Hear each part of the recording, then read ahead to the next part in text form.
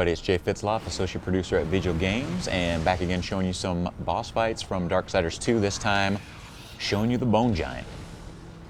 Doesn't quite start off as a giant, it starts off as kind of this bone snake more like. And earlier in this level you got the ability called Death Grip, which is kind of this zip line that Death shoots out. You use it a lot to traverse through levels, to get up to higher spots, cross chasms, things like that. But you can also use it in combat. Smaller enemies, it would pull them towards you or trip them up. For larger enemies, such as Nashor here and the Bone Giant that's coming up, it pulls Death towards them. And it's handy because it helps to close the gap. You know, if you've dodged out of the way and can't quite get to them in time, you can use the Death Grip to get close. But we designed this boss fight specifically to use Death Grip just in case a player hasn't kind of caught on to how it functions in combat. We make sure you have to use it in combat, therefore it becomes part of your repertoire. And we do it with any quest-based item to make sure it's also usable in combat or something useful outside of just something to solve the puzzle. So here we go, Bone Giant forming right now.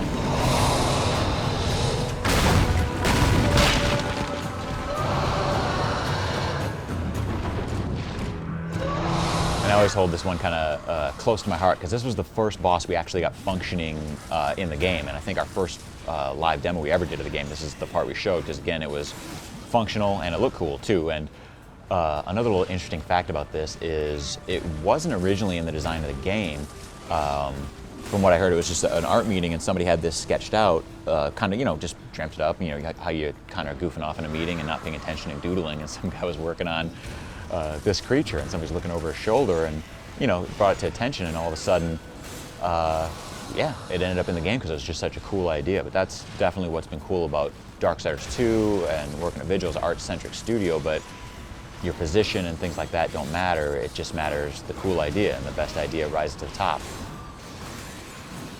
So the secret here for the Bone Giant is you'll get to a certain point and when he screams, he'll like lower his head and scream out at you. And when you do that, again, you can use the Ghost Hook to grab the that snake part, the Nashor part, pull that out of him again, and then beat the crap out of that.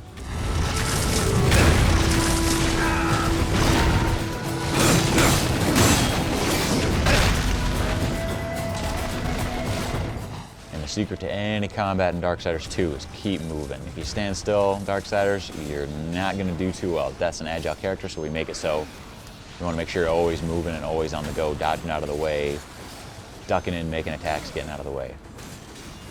But you took care of business on that guy now. Now he'll duck back in. You might have some problems with him.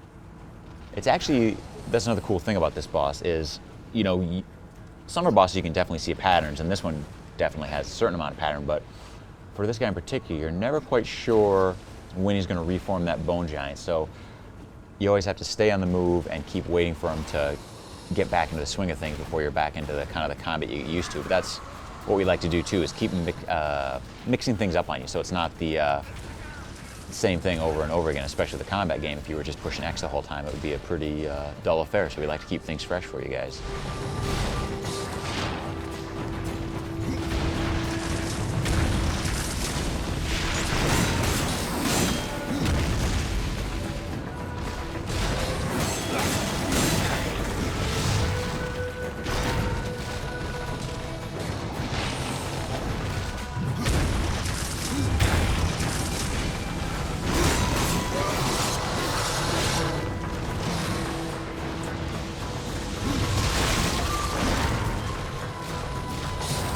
This is also, you meet the Bone Giant. He's the champion of the arena, and you're trying to get an audience with the Dead King. He's kind of your secret to get into the Well of Souls, and he tells you if you can beat the champion of the arena, which no one's ever done before, then you can get an audience with the Dead King. So I think it's looking like we'll get an audience with that Dead King after all, if everything goes according to plan here.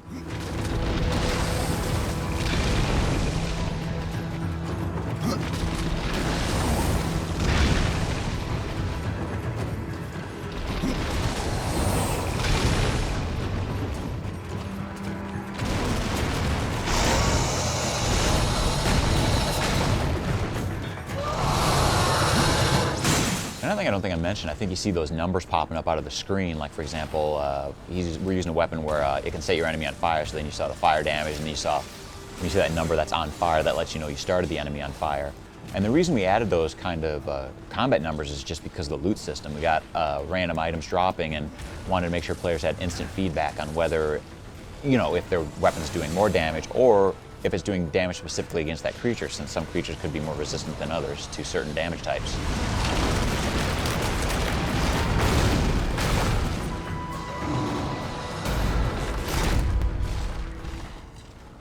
And the Dead King asked for his head, and there it is. Return that to the Dead King, talk to a man, and get on with our mission.